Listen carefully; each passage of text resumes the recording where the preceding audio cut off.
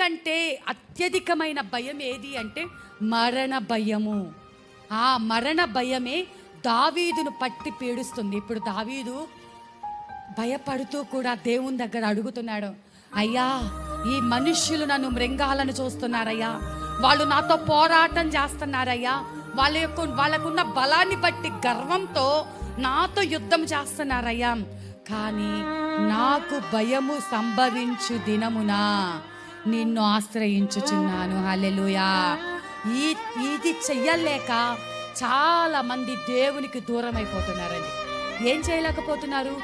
భయం అనేది ప్రజలందరికీ సంభవిస్తుంది, కానీ భయము సంభవించు దినమున దేవుణ్ణి ఆశ్రయించకుండా సొంత ఆలోచనలు, తెలివితేటలు, జ్ఞానము, లోకము, బంధువులు, అధికారము, వాటన్నిటి మీద ఆధారపడతాము.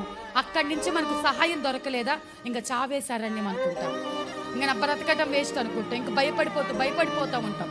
కానీ నువ్వు నేర్చుకోవాల్సిన పాఠం ఏంటంటే, ఈరోజు నీకు భయము కలిగినప్పుడు మనుష్యుల మీద ఆధారపడొద్దు, పరిస్థితుల వైపు చూడొద్దు, నీ స్నేహితులకు చెప్పుకోవద్దు.